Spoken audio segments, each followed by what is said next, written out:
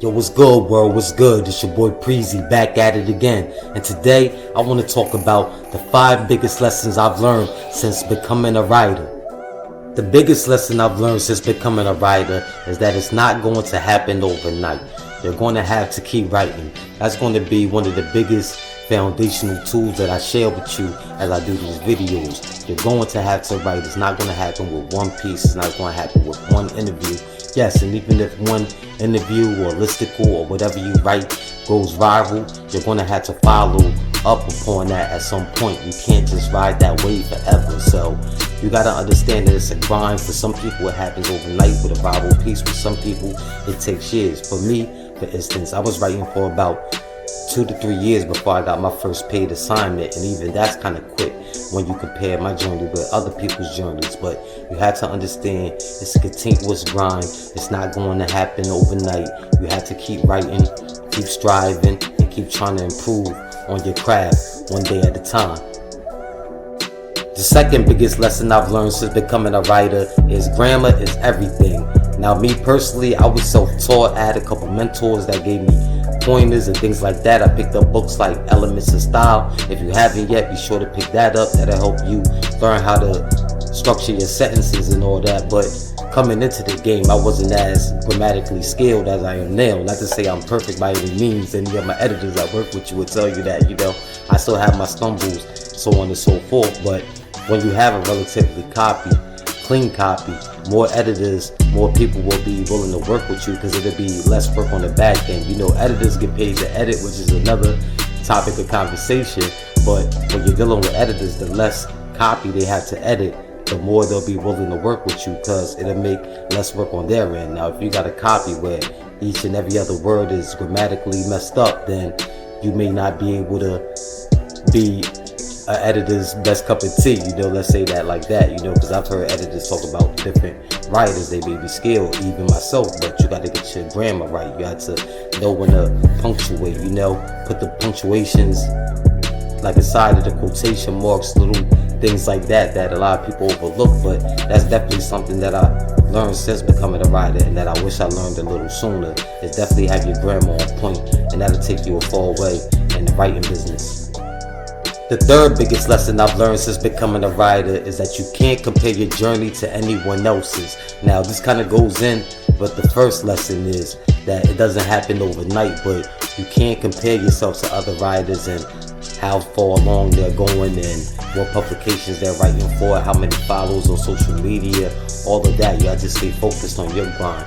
That's a problem that I have, that I can admit that I've had in the past, is that I look at other people, because I'm a competitive person, just have spirit in that heart, and I think the best of me, so I'd be looking at other people like, damn, like I'm as good or maybe even better. Why am I not progressing how they are? But you have to run your own race, because you don't know what time other people are putting in, what connections they have, so on and so forth, and that's their business. Frankly, that's not even your business. So you have to focus on your goal, focus on what you want to write rather than focus on what other people are doing. Focus on covering the topics that move you the most, the stories that you want to get out into the world the most. Just focus on that, your end goals, what you want to do, because it's like racing track. It's like in the Olympics. Like if somebody's racing against Usain Bolt and they look over to the left or the right, then that's taken away from their speed. That's how swimmers lose races too. Like they got a meme, I think, with Michael Phelps, and somebody was racing alongside of him, and they looking at him, and that's a split second brain power taking off of their path, off of the swimming that they have to do. And looking at Michael Phelps, so that contributed to them losing the race, even though they probably would have lost anyway. But you get the gist of what I'm saying. You have to always follow your own path and don't look to the left or the right of what other people are doing. So that's one of the biggest lessons I've learned since becoming a writer, and one you should learn sooner than later. The fourth biggest lesson I've learned since becoming a writer is detail and research is everything. A lot of writers, a lot of people, they just scratch the surface of a subject or of a topic. They don't really delve in, and that's what separates a great writer from just somebody picking up a pen, for lack of better words, or a pencil, or typing on a keyboard. When you pay attention to the details, when you do your research, when you search under every nook and cranny to make sure that your facts are correct, because a lot of times people will check one source and in 2020, a lot of people can put things on the net that's untrue. You want to have valid information. You want to have reputable information. You want to be a journalist or a writer or a reporter, whatever, that people could trust. People know that you've done the research. People don't really have to second guess now. You got to still go through the editing process and checks and balances, all that, especially when you're working with bigger publications.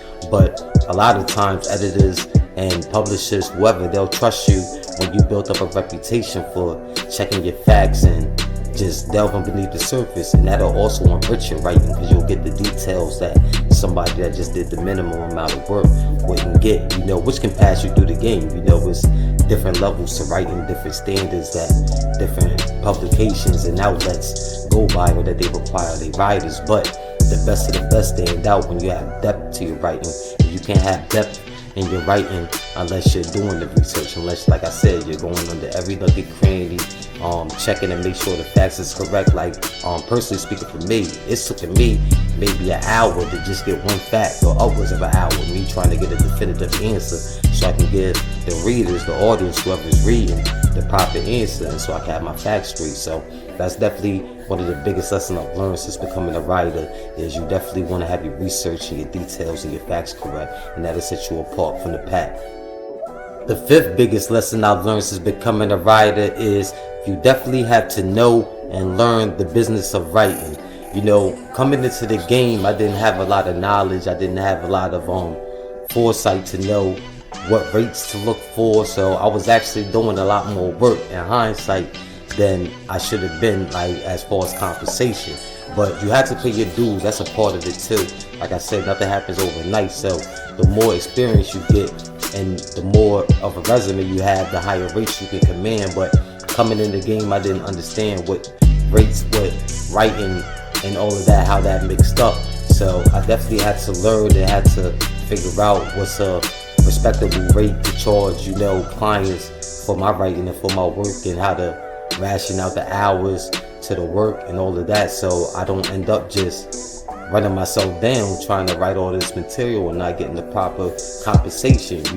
Like I said, it's important to pay your dues in writing. You're not going to get $1,000 article off rip. Like, that doesn't happen very often. It does, not saying it's impossible, but a lot of times you want to take those lower rates to build up your resume. Because I was writing for free, for instance. Like I said, it goes back to, it doesn't happen overnight. I was writing for free for many years, and I started getting paid a little more and a little more, to where now I've been making a full-time living doing freelance writing, just writing for different publications for about 5 years now. So you definitely want to learn the business of writing and put yourself into the best position that you can put yourself into and get compensated correctly for your work. So that's definitely one of the biggest lessons to learn, and that I've learned since becoming a writer.